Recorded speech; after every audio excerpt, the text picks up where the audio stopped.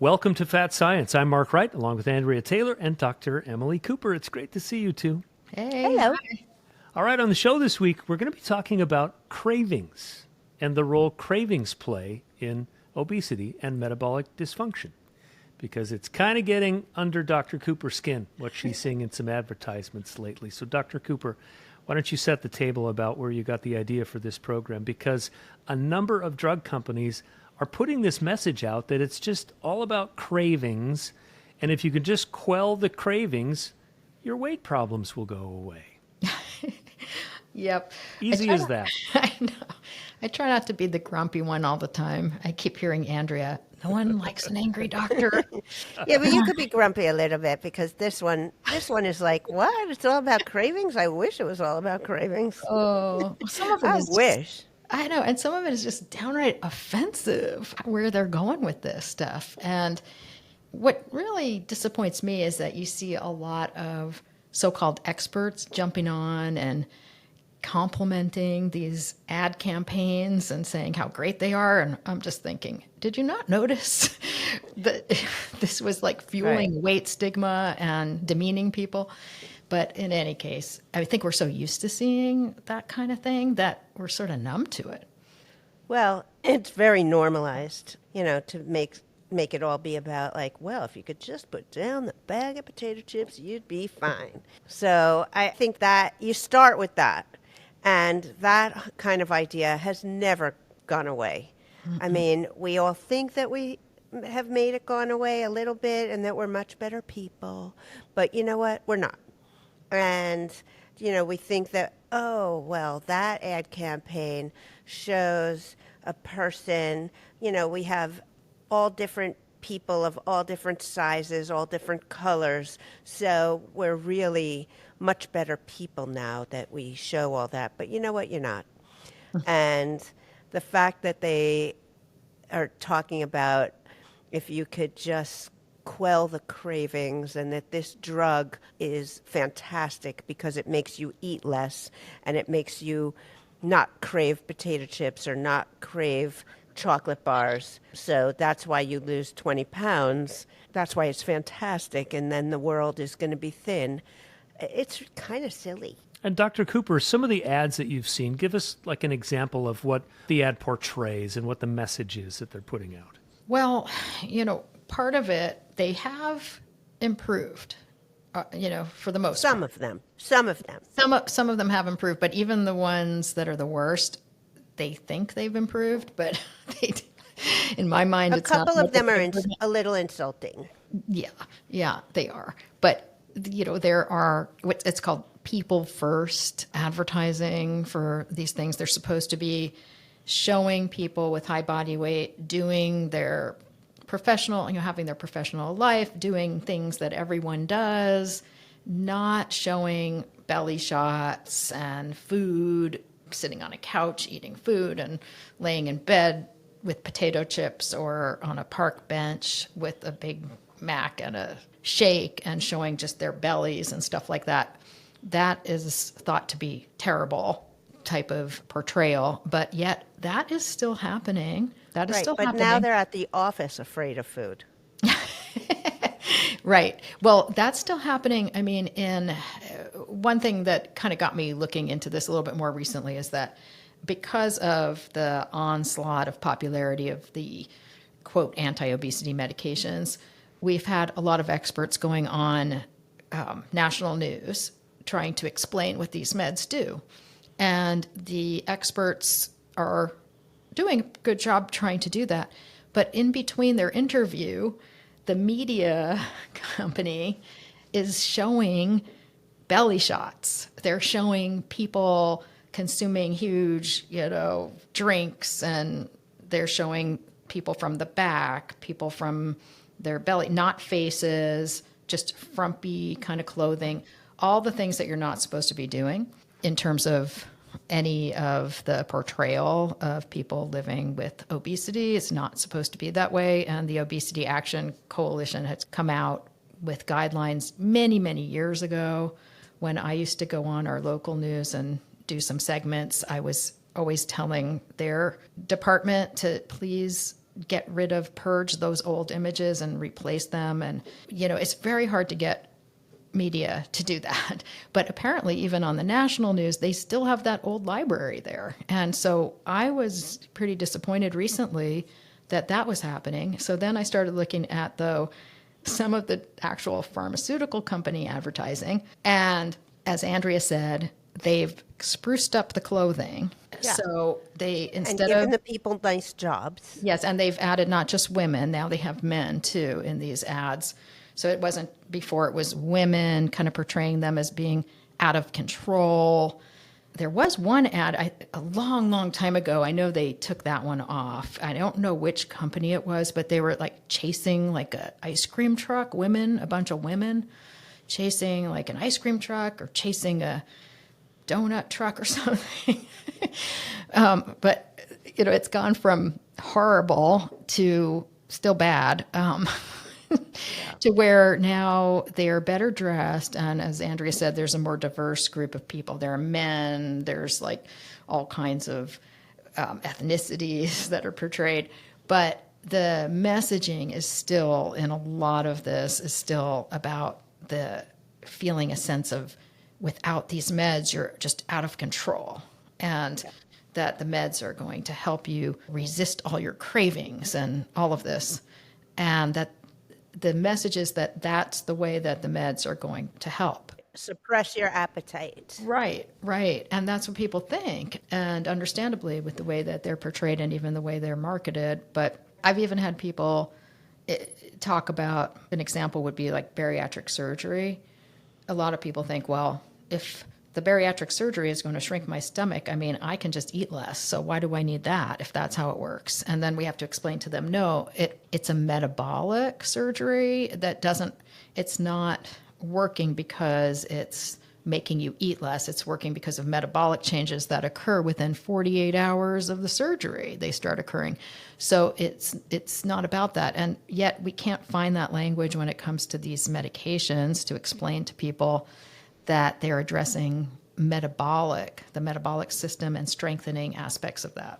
Yeah, I wanted to address what you were talking about on television, Dr. Cooper. I worked for many years in TV news, and we call it cover video. So when you have a story, you try to show pictures of what you're talking about. But I remember having a news manager who had excess weight, a woman, and she had a mandate, and she said, look, I don't want to see any headless fat people in our newscasts because, and news stations are so unimaginative when it comes to, if it's a story about the economy, they show $20 bills coming off a printing press, at the U.S. Mint. And it's like, we know what money looks like. Right. So why don't you show me a picture that actually expands on my understanding of the story?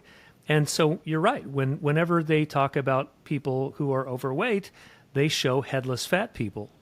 Yep. And just shot after shot after shot, bellies, them walking. People having soda, people eating hamburgers right. in the just food chowing court. down fast food. And it really is a lack of imagination. And I'm glad that, enlightened newsrooms have policies against those kinds of shots because it's just bad storytelling.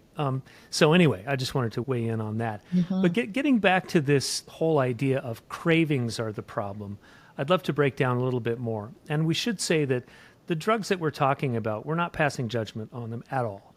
We're just talking about... We're fans of those drugs. We're fans of the drugs. And, well, some of them. Yes, there's a drug called Contrave, though, that has an ad out. And it basically says that it will stop the craving. And that if you stop the craving, you won't eat as much, and then your weight problem goes away. So let's break this down, Dr. Cooper. Contrave is a combination of two different drugs, right? Right. It's a combination of two drugs. One is bupropion, which is also known as Wellbutrin, and the other is naltrexone. And the two of those medicines, when paired together, they actually do strengthen part of your metabolic pathway, the what's called the melanocortin pathway in the brain. It strengthens what's called the POMC pathway, which is a portion of that pathway. And the hormones that come out from there are from the pituitary gland. But it can be very helpful for certain patients, for sure. it does help correct weaknesses that are at that POMC pathway. But rather than try to describe that as the mechanism, they just go to this behavioral aspect, cravings aspect. I mean, not everyone who has POMC pathway weakness is going to have cravings. Some people, abnormal cravings, let's say. Some people might, but again, is that the problem? That would be a symptom. It's, again, we talk about these manifestations of metabolic dysfunction. Those would be symptoms. So irregular abnormal appetite, whether you're overly hungry or preoccupied by food or never satisfied, or if it's the opposite, where you're never hungry and you're overfull all the time. Those are both potential symptoms of metabolic dysfunction. So the POMC pathway is very important for helping prevent hypoglycemia, low blood sugar reactions. The contrave can be very helpful for people with low blood sugar reactions. But in any case, these meds are also available as generic meds, but they were put together and there was good science behind it of why they would be helpful for the metabolic system. The problem I have is that advertising, and it started out years ago, right away, right off the bat, the advertising was offensive. And I remember writing to the company and saying, please, can't you do better than this? And then they initially had a woman, very kind of frumpy clothing, and in front of her was a bag of potato chips, and it said stress on it. And she was holding up her hand, like pushing it away. And behind her was a list, it looked like chores or something, like household chores or something like that. Oh, the poor woman. It just was so offensive. And I hated to have to bring that website up to patients because I had to bring it up sometimes if we were prescribing it and they needed a coupon. And I always had to say, oh, please excuse me, you're going to see something really offensive, but the medicine's good, but the advertising is just really off base. But then they recently upgraded it. So now that's more kind of nondescript. I think it's still a kitchen. It's very modern looking and there's no like chore board. And now there's a bag of cookies that says comfort on it. So there's that, but now it's all about cravings, and the diverse group of people that are nicely dressed are fighting their cravings. Isn't that interesting? I mean, I take naltrexone as part of my metabolic regimen that you have me on. It's a drug that was originally used to help people manage alcohol and opioid dependence, and it blocks certain receptors in the brain. But as you said, strengthening the POMC pathway is really why I'm taking it. And but I guess what we're talking about, Hollywood does this, and Madison Avenue does this too. You have to simplify products so that people understand what they do. I think in this case, maybe they should simplify it by saying, hey, strengthen your metabolism by taking this drug. Yeah. Right. Instead of saying, Right. That's what I always say. put the bag Right. of cookies down. I know, because so many people can't relate to that, and it's just very frustrating because there isn't one person that walks into our clinic that hasn't been on a gazillion diets and things that they've done that are every bit as restrictive as some of our patients who have full-blown eating disorder, like anorexia. It's like crazy. So for them to hear all this constantly, it's just insulting. And it oversimplifies things, and it makes this whole situation not look like a medical condition. I mean, we're talking about... It's just about an overeating problem, which I Yeah. think that at least most people I know who've struggled with obesity, it is not simply an overeating problem. That's not what the issues really are. Well, and as I said, if there are irregularities with people's appetite, that would be a symptom of a deeper metabolic issue. It's not the cause. Why would you have that? There is something wrong with the signals going into the brain if you do happen to have that. But Right. some people have the opposite, like where they actually are overfull all the time. And that is also a metabolic dysfunction. Yeah. Or where they're not at all hungry. They never get hungry. And so these are all potential things. And I mean, think about some of the people we've brought on to our podcast. Think about Anna, who was a triathlete and who trained over 20 hours a week, eating like 1,400 calories a day and gained over 60 pounds doing that. Should we tell her that, it's because of your cravings that this is happening? We're just really, I think, insulting people and feeding the stigma. by doing that. All right, let's move on to another drug. Qsimia is another sort of dual drug. It's two drugs together. Tell me what that does, Dr. Cooper, and how it's being marketed. Well, and that one is a combination of two meds that are generic meds that are put together as one and marketed as anti-obesity medication. And this one, it goes down to age 12 and up also. But one of the medications in there is phentermine, which you probably remember from the fen-phen mishap that occurred many years ago, where a weight regulating drug called fen-phen was released and then later found to cause cardiac complications, so it was pulled off the market. But they determined that it was one of the phens in there called fenfluramine that was the culprit, not phentermine, which is the other fen. So phentermine has been available to use, and it's actually probably the most widely prescribed drug for, quote, obesity. But it's the least prescribed in my practice, but that's simply just because we only have a very kind of small subset of patients where that would be really worthwhile and effective. It is a stimulant medication, so there is always the possibility of raising heart rate or blood pressure with that stimulant medication, although it's thought to be relatively safe. The one concern is that it is classified as an appetite suppressant. And so one concern would be that people would be just, not eating enough food because their appetite might be too suppressed. And that's very similar with ADHD meds too. Some of our concerns with those, like Vyvanse is another one that is used sometimes in weight. But we try to steer clear of some of the stimulant meds if we can, because of some of the potential side effects and then the fact that the appetite stimulation is not that great to have. But you have to keep in mind, phentermine does have some action in the metabolic pathway, that melanocortin pathway. It does improve some aspect of that pathway. So again, it's the POMC area that the phentermine stimulates. And so there could be cases where that is very helpful, potentially, to add in for a patient who has very weak POMC function. So we're not against the use of it at all. It's just one of the things that has a very specific use. And then mixed with that is topiramate. So Qsimia has topiramate and phentermine. And the topiramate's really interesting. Most medications are engineered from natural substances that we find, like plants or animal-derived products and things like that. But topiramate is purely like an engineered medication that they developed for migraine headache prevention. And in the studies for migraine headache prevention, they noticed that a significant percent of people that had high body weight were losing weight. And so that's how they started to think about, I wonder why that's happening.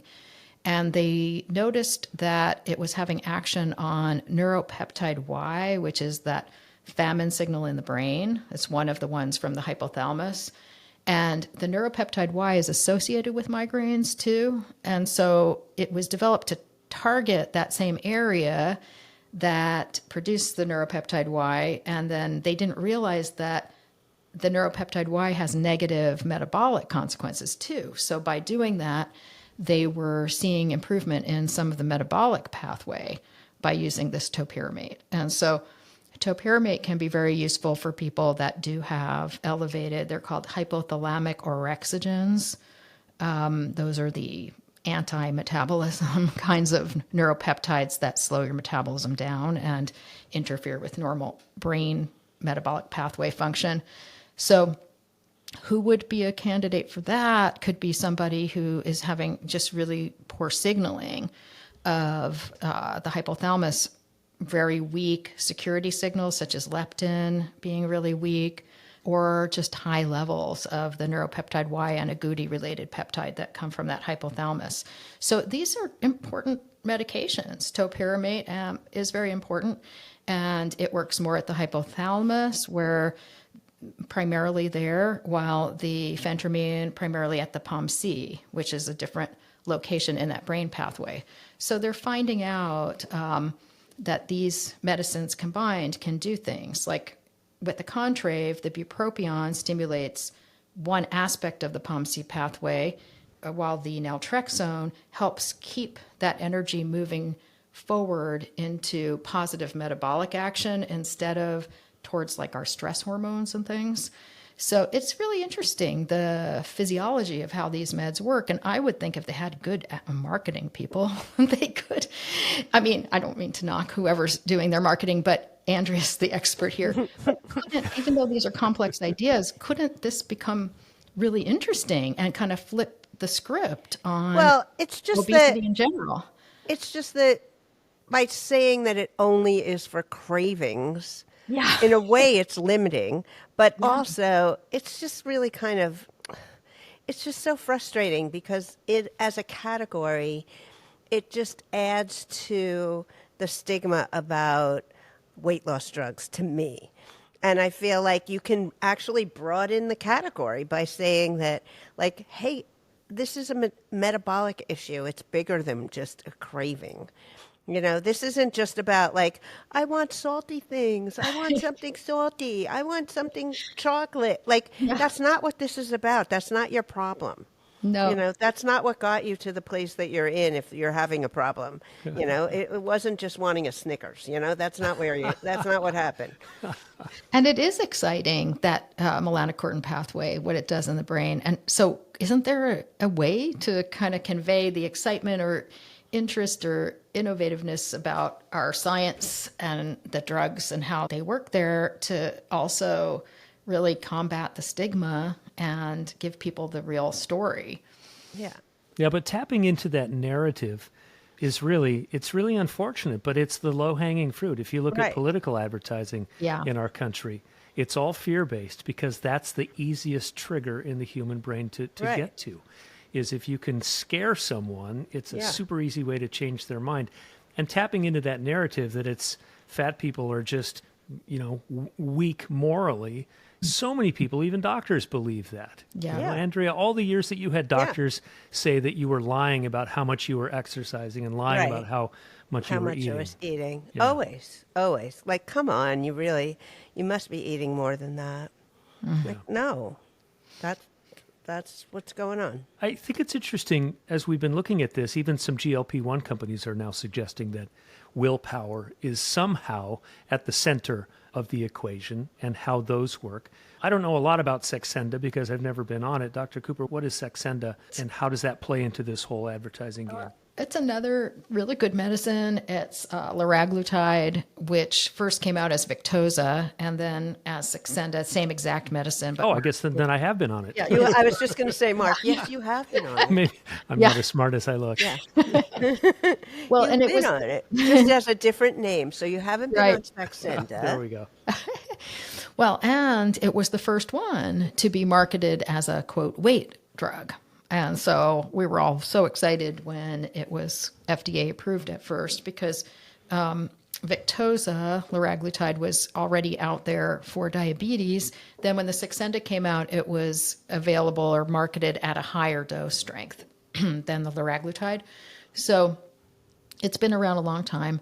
And it's a little different than some of the other GLP-1s because it has a higher bioidentical nature to it. So it's like 98% bioidentical to our own GLP-1, which is higher than the others that are out there. And sometimes that is good because if you have people sometimes with autoimmune conditions and things where their body's very sensitive and can react to things, I just from clinically, I've found that they seem to tolerate that one very well. But in any case, their advertising, I couldn't figure out whether they were trying to, whether it was positive or negative. Oh, God. I wasn't sure what it was. It was about the will and the way. Yeah. Something Oh, like that was the will and the way one? Yeah. Yeah. No, they're definitely talking about willpower and your weight and trying to be a little cute and subtle about it. Isn't Yeah, that that's funny? definitely a willpower thing. Oh. And that bugs me because it's like, this isn't about a willpower issue. Because, like, even at the times when I have concentrated my willpower to its finest and really been, like, so willpowery or whatever word I should say, like, for 9 months, eating my lettuce So leaf and my rigid. spinach in my spinach pasta that had no flour in it and, losing 100 pounds in 9 months. Like, I don't know. It just, But think about the logic that we're talking about here. If you obsess over not doing something, I totally was obsessed. You I are- was a woman. your brain is just focusing on this one thing. Do not eat the chocolate. Don't eat the chocolate. Don't eat the potato chips. Don't eat the potato chips. Don't smell the chocolate. Don't even go there. But that idea that if you just somehow are mentally stronger, Dr. Cooper, that whole idea of obsessing over not doing something, our brain doesn't like to do that, does it? No, and I It love punishes this. you. It It punishes you after. It so punishes you. The metabolic storm kicks Yeah. in.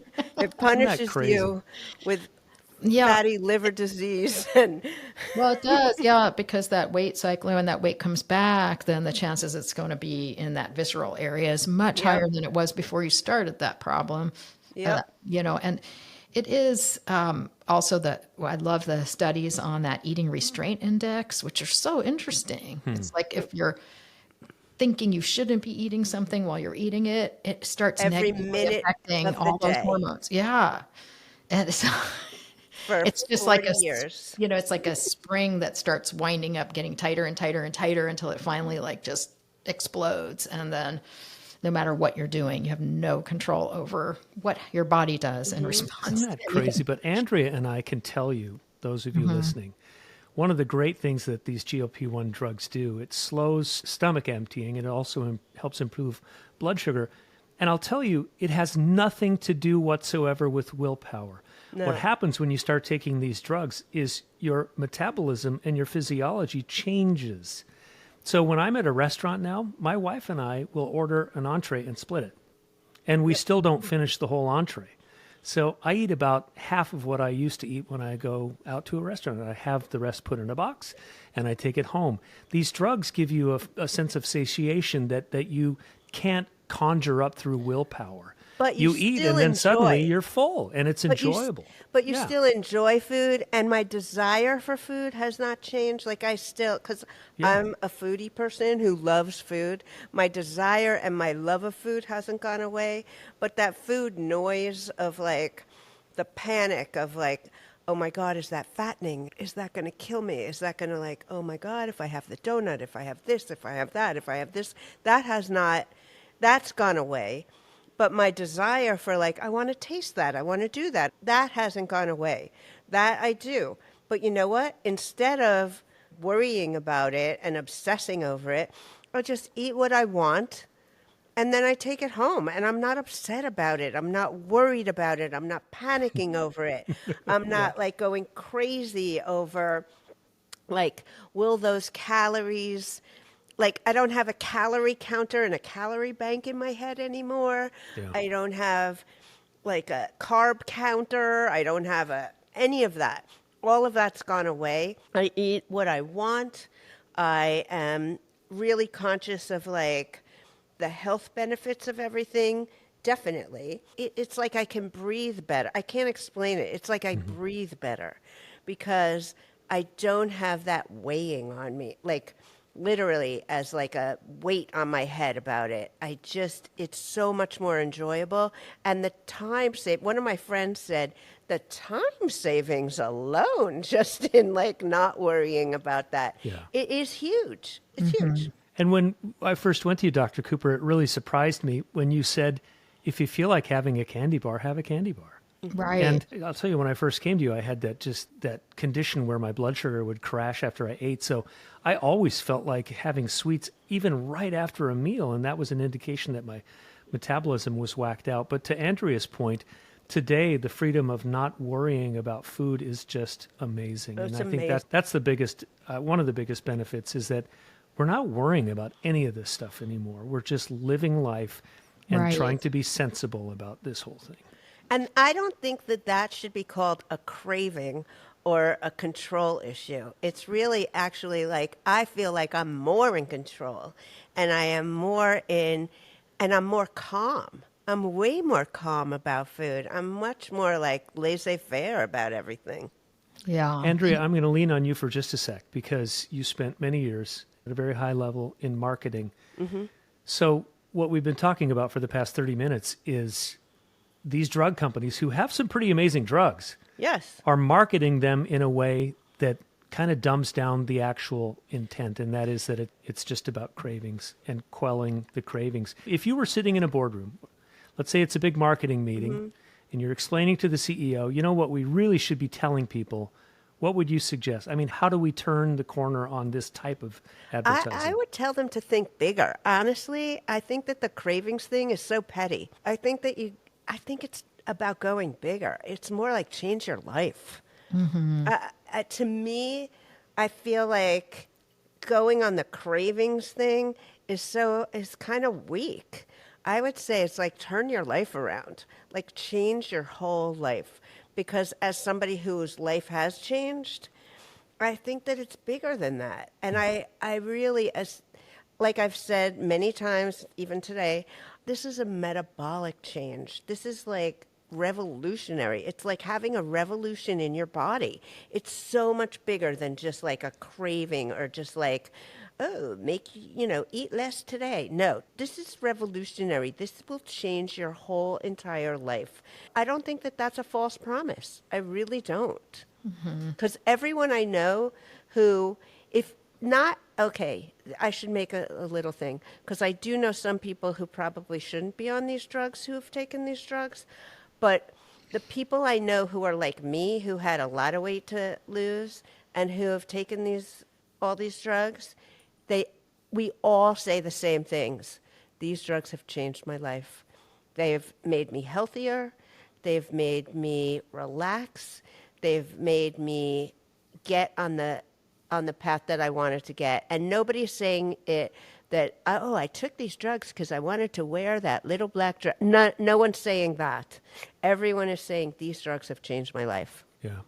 And Dr. Cooper, I think something that would be a good sort of exclamation point to the whole conversation is that some of these drugs are being prescribed with a calorie-reduced diet by some Aren't they doctors. So let's address that if we could. That's kind of the elephant in the room. If you're taking one of these drugs and your doctor is also saying to eat less, Dr. Cooper, tell us about that. Yeah, I mean, when you were talking, I was thinking we have a lot of patients who actually are eating a lot more than they ever ate that are being treated because they used to always starve themselves. And now, because they're not as concerned, they are able and willing to eat on a regular basis, all the food groups throughout the day, and be so much more flexible and let go of that food prison that they were in before. And so a high percent of our patients are actually consuming more food than they had been.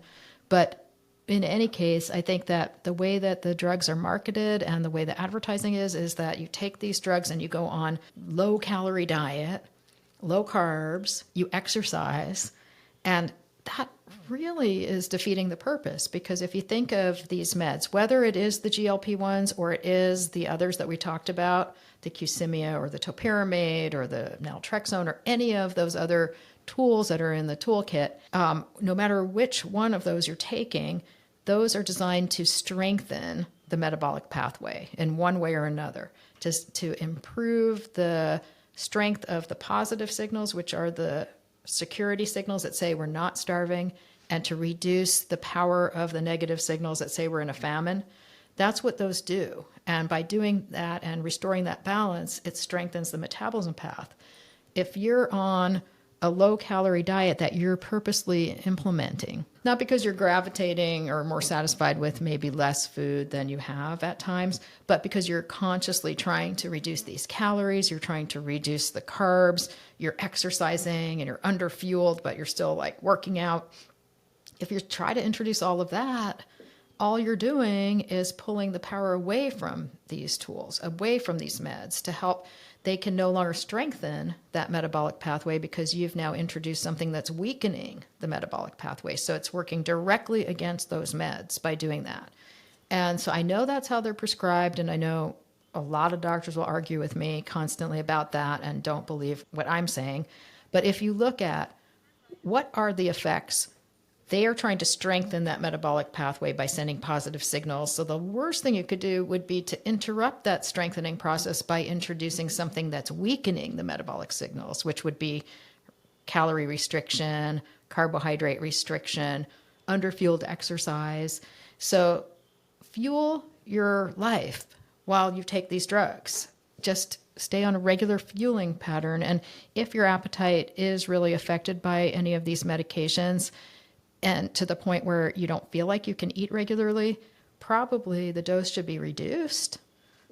Or if you can, just implement what we call mechanical eating pattern, which is Snacks. yeah.